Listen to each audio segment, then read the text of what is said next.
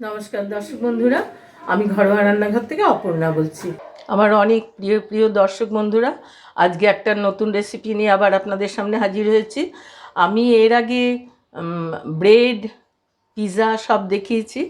আজকে আমি পাও বানাবো।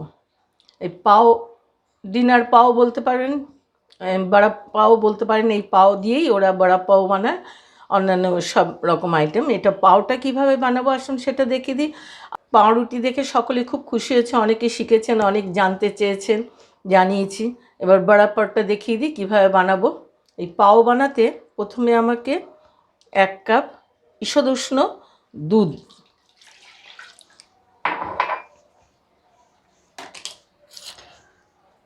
এরপরে 1 টিস্পুন ইস্ট আর 1 টেবিল স্পুন চিনি, এই দিয়ে এটাকে ফেটিয়ে কিছুক্ষণ 10 থেকে 15 মিনিট রেখে দিতে হবে। এটা সুন্দর ফুলে উঠবে, তখন ময়দা দিয়ে মাখতে হবে। তো এখন আমি এই পর্যন্ত দেখি আপনাদের কাছে রাখছি, এটা ফুলে উঠুক। এবার আমি ঢাকা দিয়ে 10 থেকে 15 মিনিট রেখে দিচ্ছি। দর্শক বন্ধুরা, আমার ইস্ট অ্যাক্টিভ করতে 15 মিনিট টাইম হয়ে গেছে। এবার আমি ঢাকনা খুলে দেখছি, দেখুন কীরকম অ্যাক্টিভ হয়েছে। খুব ভালো কোম্পানির ইস্ট ছাড়া ব্যবহার করবেন না, সাধারণ ইস্টে এরকম হবে না, অ্যাক্টিভ হবে না, জিনিসটাও ভালো হবে না। এবার আমি এর মধ্যে ময়দা দিচ্ছি। আমার এটা একটা 200 গ্রামের মেজার কাপ, তাতে 200 গ্রাম দিলাম, আরও 100 গ্রাম, মোট 300 গ্রাম ময়দা দিলাম। এবার আমি এতে দেবো লবণ, এই হাফ টিস্পুন লবণ দিলাম। এবার আমি 1 টেবিল স্পুন অয়েল দিলাম। এই অয়েলটা যে কোনো সরষের তেল বা অন্যান্য অয়েল না দিয়ে হোয়াইট অয়েল দিয়ে দেবেন। আমার জিনিসটা পুরোপুরি যা যা দেওয়ার হয়ে গেল। আমি এবার এটা ফুড প্রসেসরে মাখবো, কেন হাতে খুব ব্যথা লাগে, অনেকক্ষণ ধরে ডলতে হয়। আমি মেখে নিয়ে আসছি।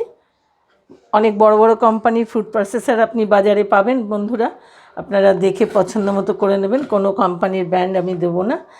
তো আমি এই ফুড প্রসেসরই প্রথমেই করে নিই, যাতে হাতের প্রেশারটা কম লাগে।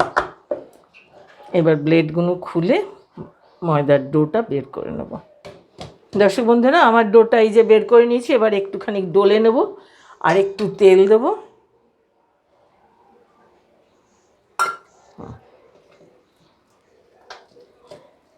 এই ডলাটা পুরো প্রথম থেকে করতে হাতে খুবই কষ্ট হয়, সেই জন্যই ফুড প্রসেসরে করে নিলে একটু সুবিধা হয় নিজের। এইভাবে খানিকক্ষণ ডলতে হবে, তেলটা দিলাম, ব্যাস। এবারে ডলে নিয়ে রাখতে হবে 1 ঘন্টার জন্যে।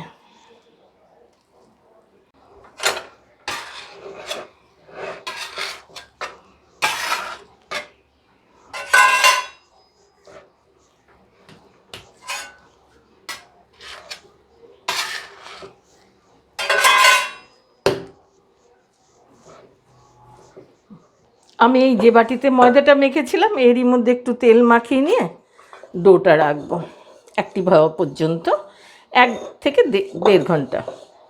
বর্ষাকালে শীতকালে একটু বেশি টাইম লাগে, এই জন্য এখন বর্ষার সিজন চলছে, তো 1 ঘন্টার একটু বেশি রাখতে হবে।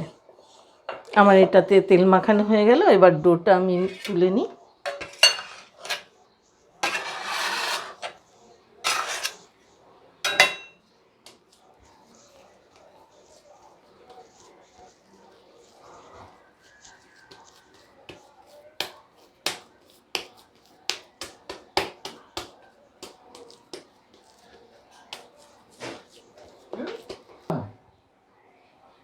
এবার ডোটার উপরে একটু তেল মাখিয়ে অ্যাক্টিভ হওয়া পর্যন্ত রেখে দিই। এই ঢাকা দিয়ে দিলাম, এভাবে থাকবে। দর্শক বন্ধুরা, আমার এই ডোটা 1.5 ঘন্টা রেখেছিলাম, দেখুন কীরকম ফুলে উঠেছে। এবারে এটাকে পাঞ্চ করে নিই, একটু পুরো হাওয়াটা বের করে নিলাম।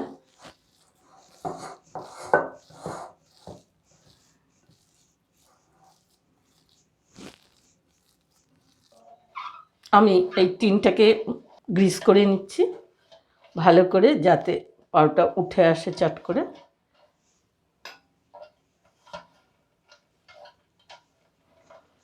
এবার ডো বানিয়ে বানিয়ে এর মধ্যে সাজিয়ে রাখবো।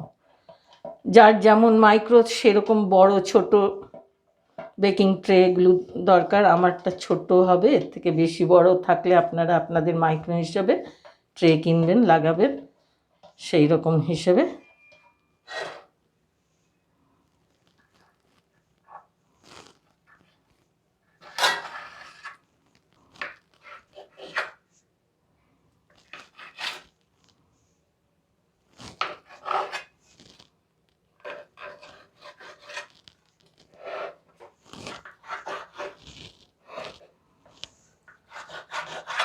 এইভাবে ডোটাকে কেটে নিতে হবে, যতগুলো বানাবেন সেই হিসেব মতো। কি সুন্দর একটা ফ্লাওয়ার এরিয়ে হয়েছে। এবার শেপ দিয়ে দিয়ে বসাতে হবে।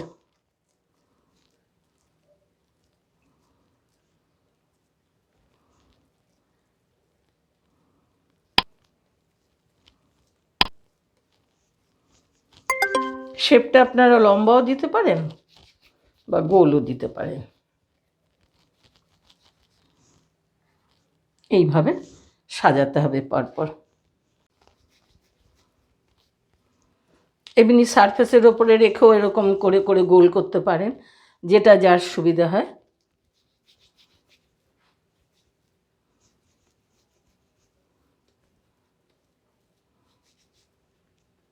আমার বলগুলো বানানো হয়ে গেছে। এবার আমি অয়েল ব্রাশ করে দিলাম এর মধ্যে, ভালো করে অয়েল ব্রাশ করে দিলাম। এবার আমি কিছু সময় এটা আধ ঘন্টা মতো ঢেকে রাখতে হবে। কভার করে রাখলাম, আধ ঘন্টা পরে এসে বেক করব। দর্শক বন্ধুরা, আমার পাউটা ফুলে উঠেছে সুন্দরভাবে। এবার আমি বেক করতে দেবো 180 ডিগ্রি টেম্পারেচারে। আমি মাইক্রোটা প্রিহিট করছি 180 ডিগ্রি টেম্পারেচারে।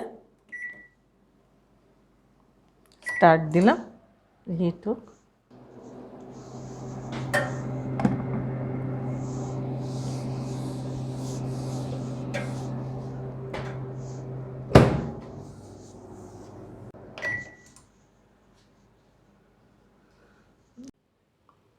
দর্শক বন্ধুরা, আমার পাও হয়ে গেছে। এবার আমি উল্টে দেখাচ্ছি, বের করেছি।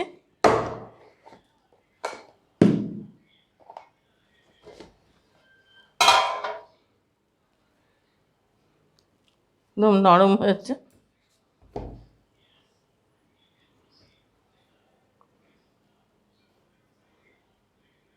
এইভাবে খুলে দেখলেই বোঝা যাচ্ছে কীরকম হয়েছে, সফট। আমার রেসিপিটা ভালো লাগলে লাইক করবেন, সাবস্ক্রাইব করবেন, বেল আইকন টিপে দেবেন, অনেক বন্ধুদের সঙ্গে শেয়ার করবেন। আজকের মতো রাখছি।